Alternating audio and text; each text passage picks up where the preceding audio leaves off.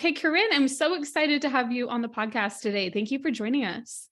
Thank you. I'm excited to be here. I love talking about teachers. Yes. And we're so excited to have you because we've actually had weight loss come up before, like in our calls and everything. And I feel like this is a topic that a lot of teachers, especially with kind of the stuff we'll talk about, have been struggling with a bit more than in past years, even. So, All right. very timely episode. So, Corrine, can you tell us a little bit about yourself and your background and what you do as a weight loss coach? So I grew up really overweight and really poor. My mom was 17 when she had me, and she didn't have a college education. She had to work all the jobs. She worked around the clock, and she really wanted my brother and I to go and have like a private education. So we just never had any money. Like it all went to education and those kinds of things. So what's funny is I was looking at the notes before this, I wanted to be a teacher so bad when I was little. I remember making my brother play teacher. Like we had to play school. Oh, I love that. Oh gosh, all the time. Like if we didn't play anything until we played school, and then I'd, like sit up there, tell him what to do, and I'd check his work. And then my brother hated school, but it was the only path to be able to play what he would want to play. So I grew up really overweight, and I grew up really broke. And in my early 30s, I hit like a rock bottom place in my life. I was a mom to a 1-year-old. I was really struggling. I didn't have a job at the time. I had been in a corporate environment and throughout my 20s. And I was actually a trainer. So I was like not in a school, but I trained restaurant managers, which is basically like you might be training children. Yeah. But I knew that being a stay-at-home mom wasn't going to be for me. And I also knew that I could not just keep eating my life away. So I decided to lose weight, and I lost 100 pounds, and then started a business, a small online business of just helping other women lose their weight with simple steps. I knew that I had battled it all my life, and that there was no way that I could lose weight doing something complicated. I could not restrict myself anymore. I was going to only lose my weight doing it in a way that I could live the rest of my life. And if I couldn't live my life, then I wasn't going to do it. And the weight came off. And so that's when I decided I was just going to help other people, because I thought not enough women are learning that weight loss can be simpler. It's not easy by any means, but the steps can be simple. And then also the missing component that I filled in for myself was learning how to like myself on the way down the scale, rather than just beating myself up and being hard on myself all the time and thinking I was never a good enough mom, I was never a good enough wife. I really started changing how I allowed myself to speak to me. And that, I think, has been the pivotal point of like what I realized was missing in the diet industry, is like they just kept trying to tell us what to eat and how much, but no one was addressing root causes. Like I spent my nights eating because all day long, I didn't like my life. I didn't know, like if I I'd sit around and just eat, and I was taking care of my kid. And then my husband would come home, and I'd be emotionally exhausted and tired. He would take him for a bath, and then I would eat more, because then now I felt bad that he was having to help. It was just like this constant loop all the time. And I think whether you work or not, women just go through this. We feel bad no matter what sometimes. And so all of that I had to change in order to lose my weight. Yes. And I totally agree with what you had to say about like, so many of us are shaming ourselves, thinking that's what's going to help us lose weight. Like, oh, if I just like beat myself up, then that'll get me in line, but what you have to say is that you can actually love yourself on the way down, and you don't have to deprive yourself. And I think that is such a refreshing message for all of these teachers. We're also struggling with all the things you said, like, they come home emotionally exhausted and everything. So yes, I'm looking forward to everything else you have to share with us today. So one thing I've noticed as I've been coaching teachers in Wife Teacher Mommy Club is they're more stressed and burned out than even in past years because of COVID. There's these like academic gaps, there's the social emotional gaps in their students. The management is more challenging than it used to be, even for teachers. So like what was working is no longer working. And they just get kind of stuck there. And that leads to a lot of emotional eating and then weight gain. So how do you recommend that teachers kind of navigate all of this and stop that emotional eating? Well, I think like the first thing, this is what I teach my members, is you have to really understand what you're making everything mean. So I think we can all agree there are skill gaps. I think we can all agree that, one of the things, what worked pre-pandemic might not work post-pandemic in terms of education and stuff. The problem isn't that that stuff won't work. And the problem isn't that there are skill gaps. The problem is, what are we making it mean all day? So if you are a teacher and let's say your kids have skill gaps and you're thinking, this is my fault, or I should do better, or, I'll never be able to save them all. That's a heavy emotional load. It's like, what else do you think will happen when you go home at night? If all day long, you're never interrupting those thought patterns, you're jacking yourself up all day. And what I notice a lot, especially with teachers, is you go to work. It's like you go to work and you hope today's going to be better.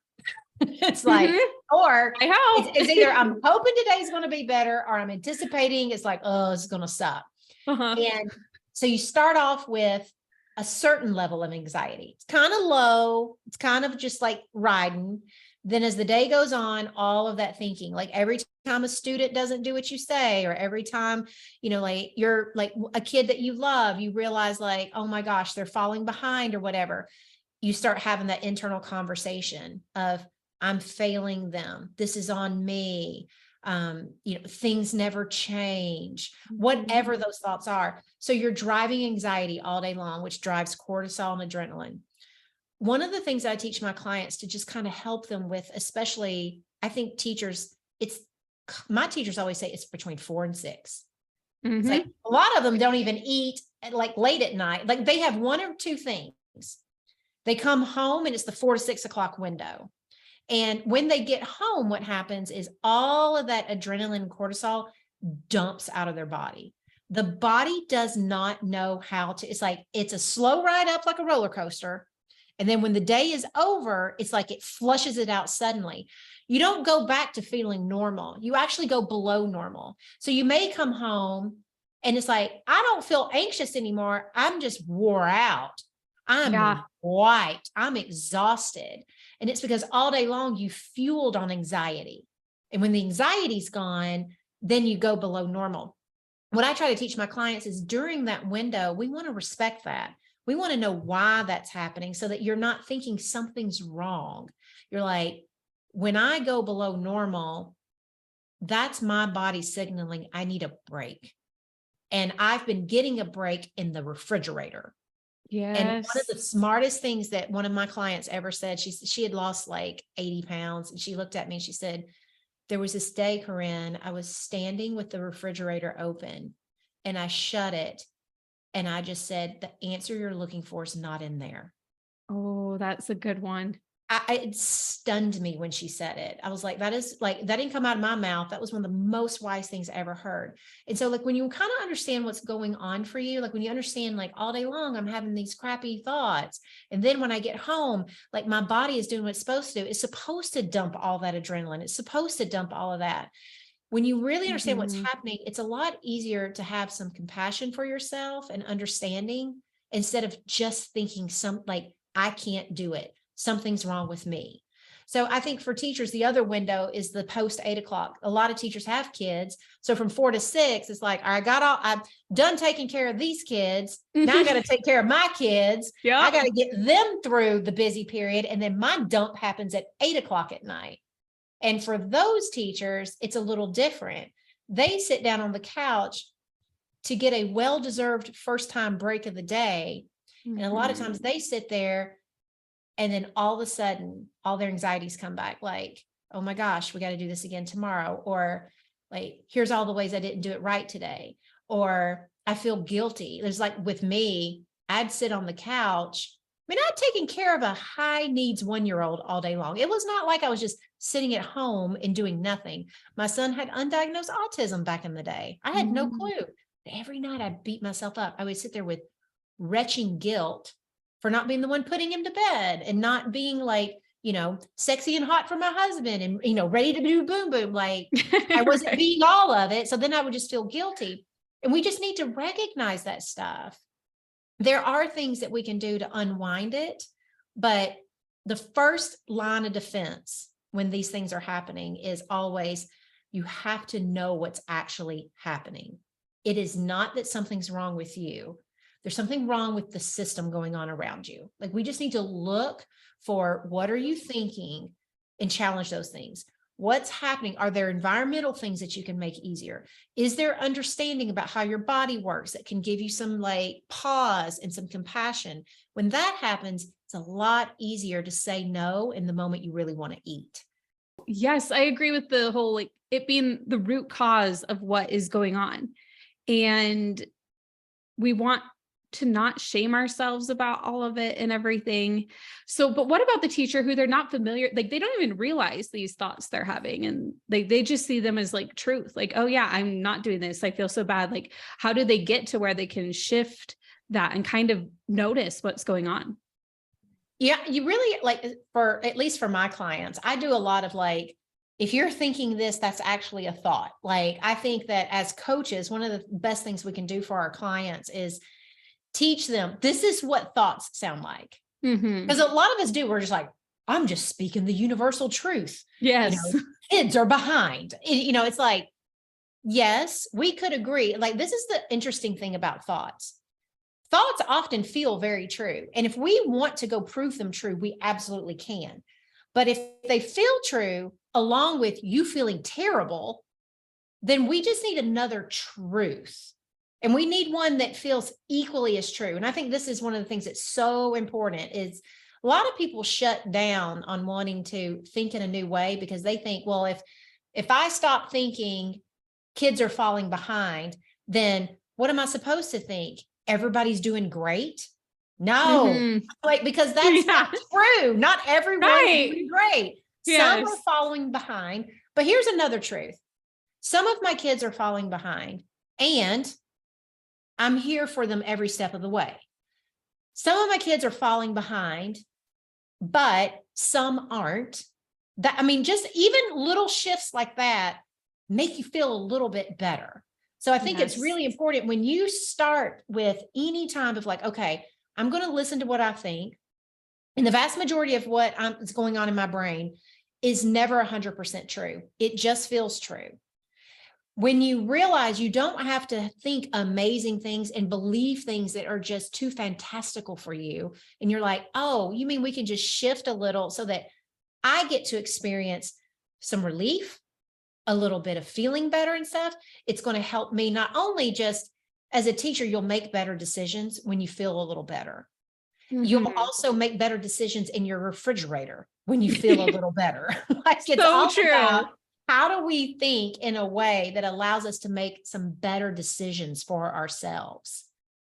Yes. And when we do like think these thoughts, like, those kind of like bridge thoughts or like, oh, like they're behind, but, or, and, this other thing, we're not taking full responsibility for it. Like you said, like, it's not all our fault that they're behind and that's okay. So we don't need to bear that full brunt of the whole pandemic situation. It's just how it is. And we can deal with it how the best we can, Well, and then you bring up such a good point because like right now kids are behind. It's like, just tell yourself the truth. I'm always telling my clients, truth will set you free for sure. So like, if you're sitting there thinking, like my kids are behind and it's my fault, let's tell the truth.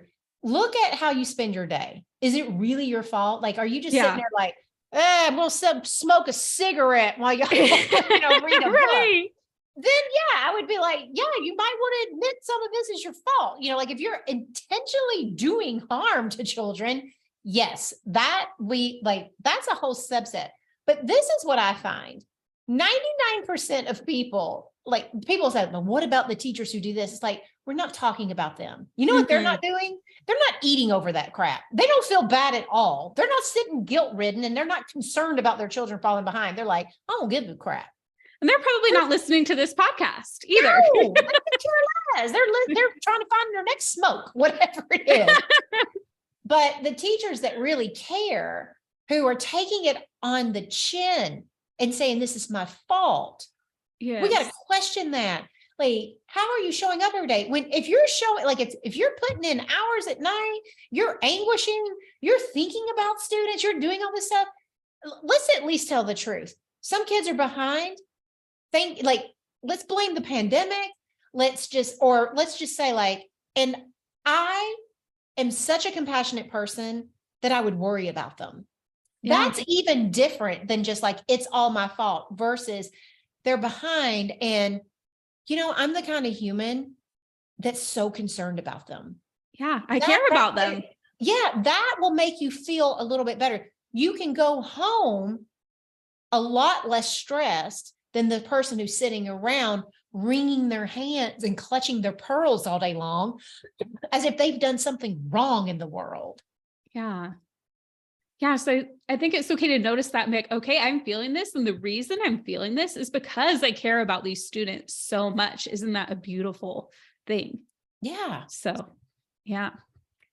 Okay. Another thing that comes up for teachers a lot, and you probably heard this because I know you work with a lot of teachers in your program, but there are a lot of treats in the faculty room. And especially like when we air this, it's like 6 weeks away from Teacher Appreciation Week. They're going to be bombarded with like all the treats in the world.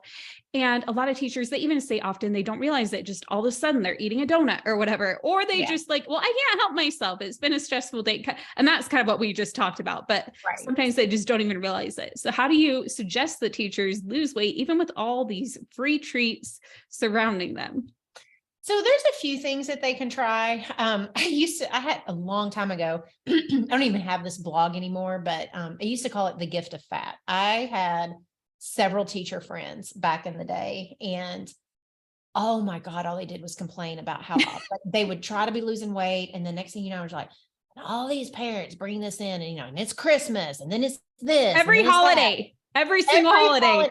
Right. And it's like humans, there's like, we don't know how to say thank you other than donuts. It's like, it's how about so true.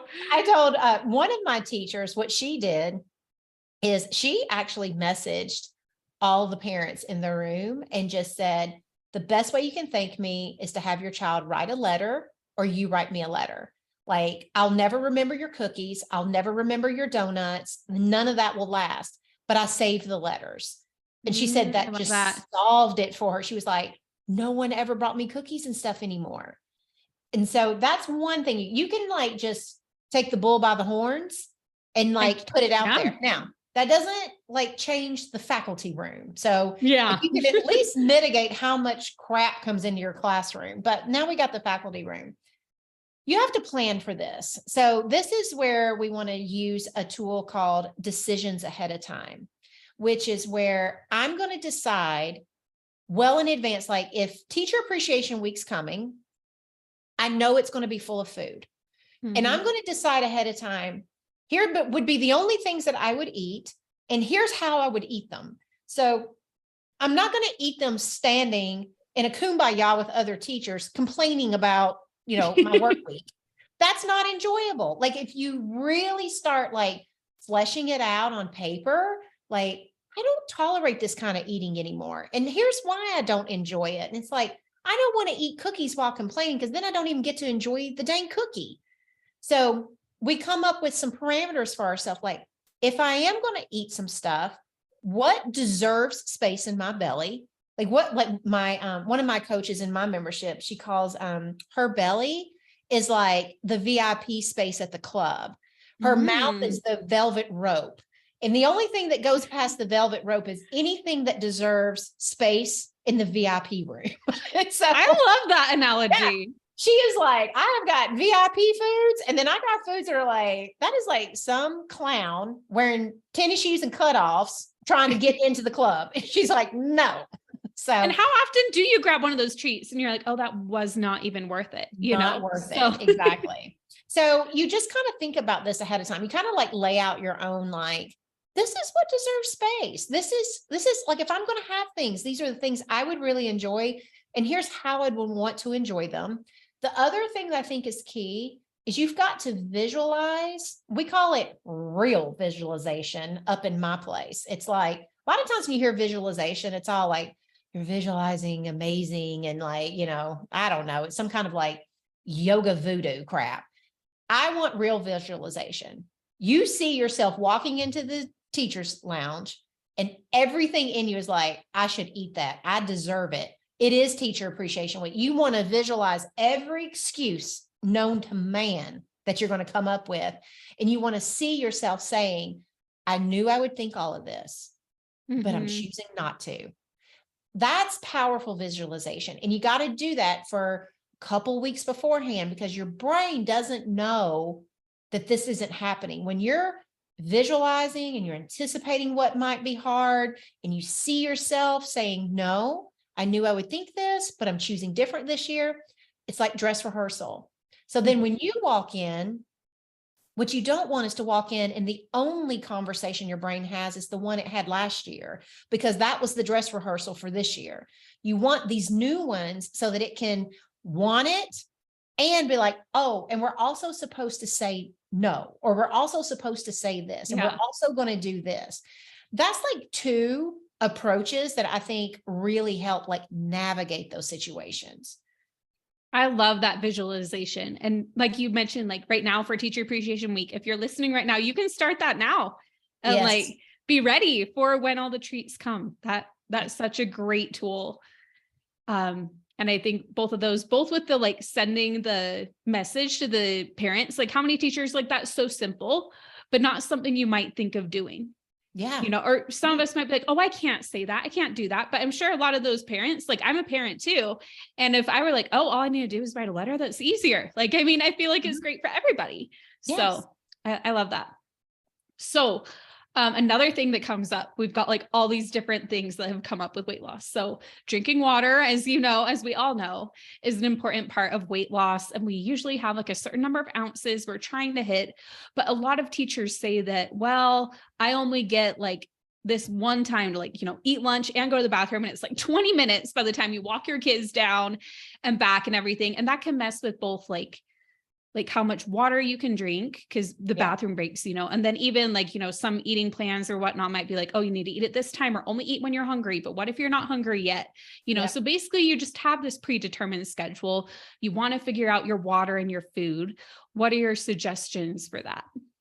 Yeah. So we teach this inside my membership, because this apply. We have a lot of shift workers too. So it's like teachers have this, nurses and doctors, like there's all types of professions where, or just even like myself today, I'm doing 6 back-to-back podcasts in a row, 6 hours. And I'm just sitting here drinking water, like, and I'm going to, at some point, regret myself.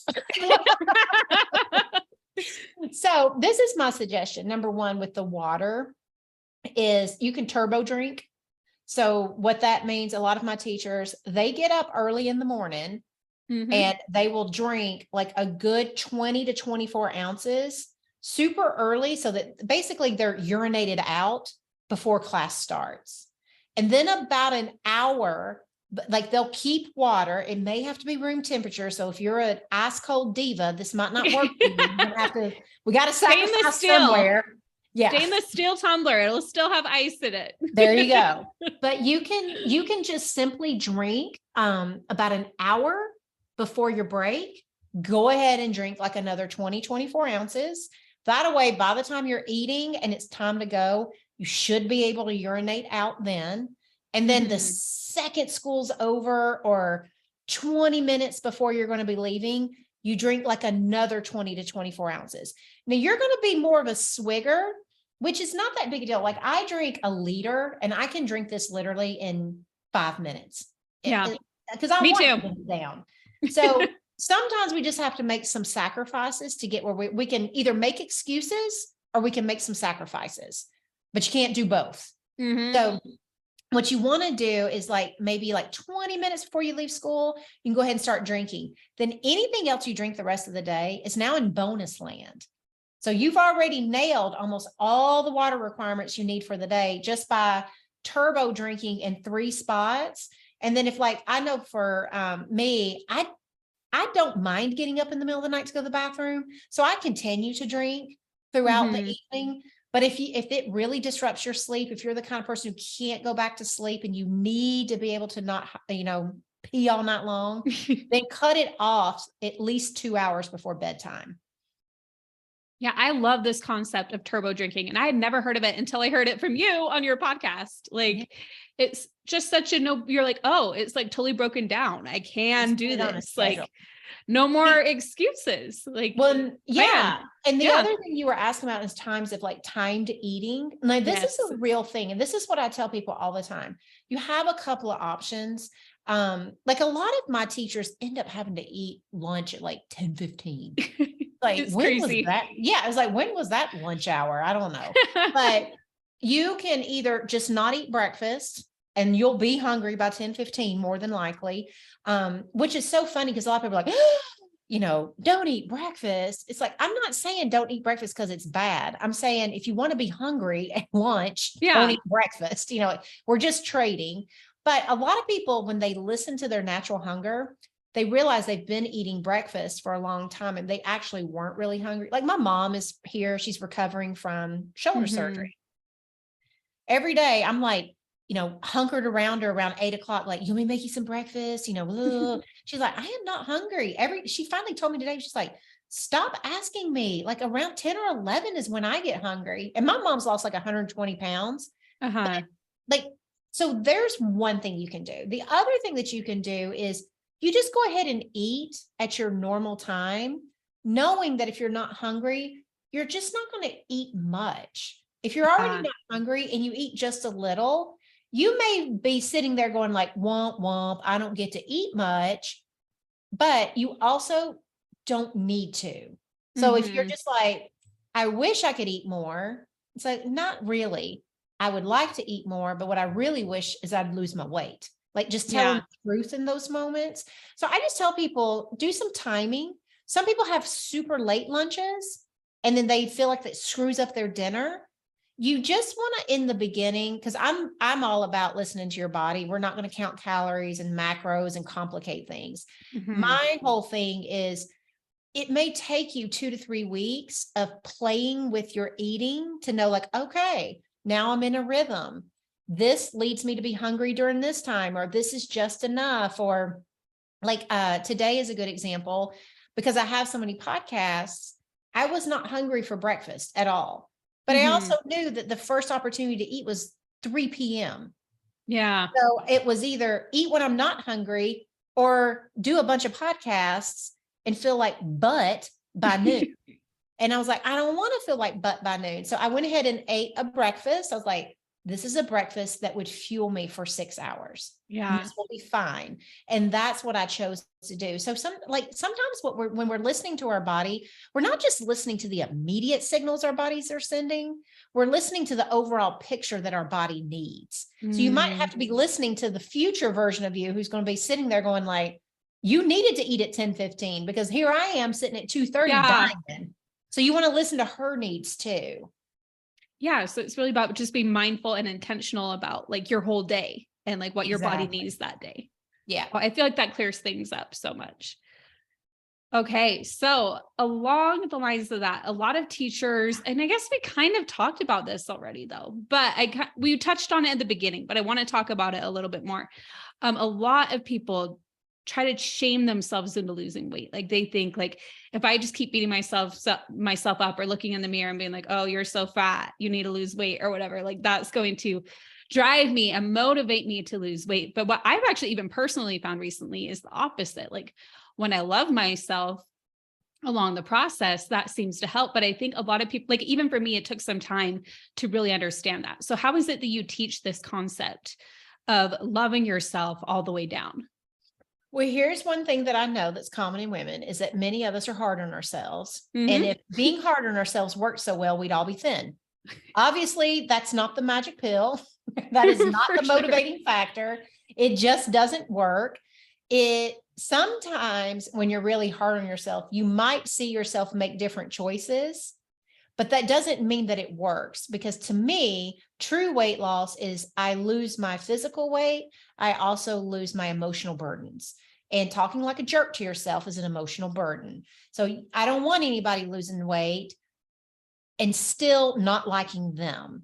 Like if the only way to lose weight is to beat yourself up, what do you think the answer to keeping it off is?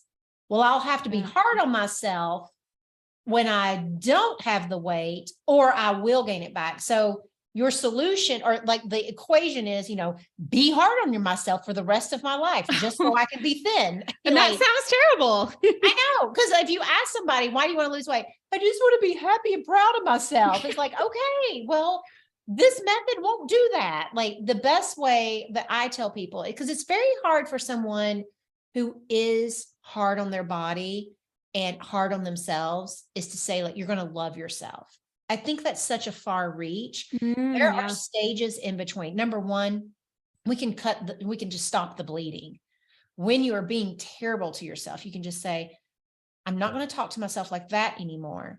I've got to figure out a new way to talk to myself. You don't have to have the new way yet, but you at least can start separating in your mind. This is the type of self-talk I just don't want to entertain anymore. When I was losing weight, I called it old Corrine versus new Corrine thinking. I would catch myself beating myself up and be like, now, old Corrine, she was always beating herself up. If she made a mistake with her food or she did anything, it likely led to like a weekend of binging or several weeks of eating like whatever she wanted and regaining her weight back.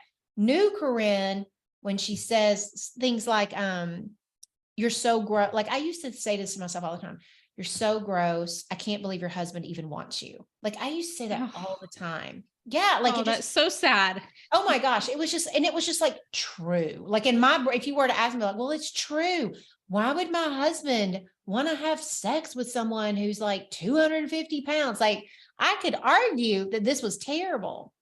And I remember I used to tell myself, old Corrine used to think this. What new Corrine believes is you are worthy of love despite anything like that. At least it didn't mean that I was thinking he thought I was sexy. I didn't have to unwrap all of that, even though my husband did. Like I had no reason to think that other than social conditioning. And so I would just say like, but you're learning that he loves you for lots of things. You're learning that you're worthy of love, like no matter what your size is. Like I would just start there. The other thing that I think is very powerful for people, before they can love their body, sometimes they just have to have compassion that they don't. And so a lot of times I tell my clients, if you're not ready to love your body, at least tell yourself, like, I understand why you feel so bad. When we think these things, it does feel terrible. And then I try with those clients who aren't ready to make the leap to loving their body, go back to, why do we think these things to begin with? Can we at least explain to ourselves, this is probably where it started. It's probably a good reason why my brain is thinking these things. It's hurtful. It's unkind. It doesn't feel good. But I always believe in my heart that no matter how terrible my brain talks to me, it always has a well-reasoned intention. It just doesn't know how to say it. So like even when my brain would say those things about my husband, it wasn't trying to make me feel bad. It was trying to make me see there are probably other things your husband loves you for. Like that was something that I was like, the day that I started thinking about that, like maybe my brain is so hard on me about my body, because what it really wants me to think is like, I want you to take care of your body and I want you to change your health, because my health was pretty bad. But I also want you to see he loves you for more reasons. And when I started thinking about those things, like maybe this is my mind's way of trying to get my focus to be to take care of myself, and my focus on my relationship to be more than just what I looked like, but actually about the quality of relationship we had. Like it was such a game changer for me. So I think just even normalizing why sometimes we do talk to ourselves so terribly. It's like, if you really understand where it comes from and you Yeah. understand how it started, you feel better already. There's like a relief there that comes behind it. That is fascinating because I've never thought of it that way, but it really is just kind of going that next step, which like, as we learned in coach training, like just question why, and like, why am I thinking this way? And I love how you're like, oh, but probably the reason is this is my brain's way of doing that. And yeah, I just think that was a fascinating way to think about it. I teach it's a concept that's a little different than what I learned inside our coach training. It's just called the 4 N's, and it's notice, normalize, neutralize, next best thought and action. And so I teach it inside my program for my clients to go through. I have found it to be a much easier way for people to quickly feel a little better, not reach for pie in the sky thoughts. It's kind of like it's baked into the process to do those bridge thoughts, to do those like little, I call them wiggle thoughts. Like, can we just wiggle out of the terrible one into something less terrible? Yeah. That's a level up no matter what, I love that. And I love, what was that again? It was normalize. It's the first is notice. You have to notice your thinking. And then we normalize our thinking, and normalizing just means we just ask some questions like, where did I learn this thinking? Why do I think my brain might be saying, like, is there a good reason why my brain could be saying something so, awful or so harmful or so crazy, whatever it is. Then we go into neutralizing, which is we just want to but what's actually happening? Like, there's my story. And then, but I just want to kind of figure out but what is really going on here? And so it's like the reset. So it's like, I know what I'm thinking. I understand why it's here. Now I can reset. And from there, it's a lot easier to be like, all right, well, if I could think something different, what would I think? What's different than this? And how would I act? So it just kind of takes you through like a little process of figuring that out. I love that process and that way you teach it. So if our listeners want to learn more from you, what would be their next steps to do that? They can go to nobsfreecourse.com and they can sign up for I've got a little video series that just gives you some of the entry level things that I teach for basic ways to get started with losing weight without it being overly complicated and restrictive and all this other stuff. So if you go there, you'll hear I will tell you all about my membership. I will teach you the things you need to know. I'll introduce you to my podcast, all my social channels. Once you sign up for that free course, you get access to all of that stuff. Awesome. So, and that is at nobsfreecourse.com. Yep. Perfect. And we will link to that in the show notes. So you can all grab that.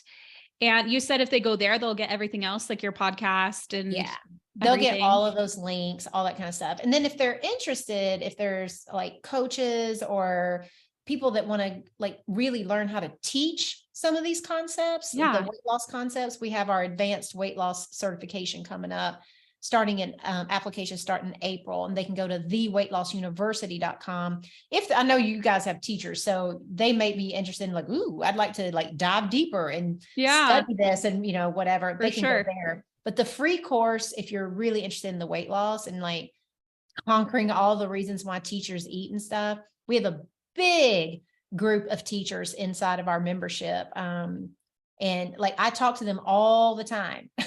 So I love it. Yeah. I love the teachers.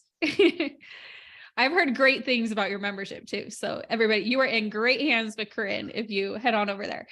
Is there anywhere else you would like me to send our listeners if they'd like to find you online? They can listen to my podcast, Losing 100 Pounds with Corrine. I've got 300 and something episodes. Just know that my podcast is a little bit more saltier. I do cussing. But if you don't mind cussing, then you will probably love that podcast. I loved it. I think it's great. Well, thank you so much, Corrine, for taking the time to be here and for sharing all of these tools that I think teachers are going to find so helpful, just for taking the time to listen today. So I really appreciate that. Thank you.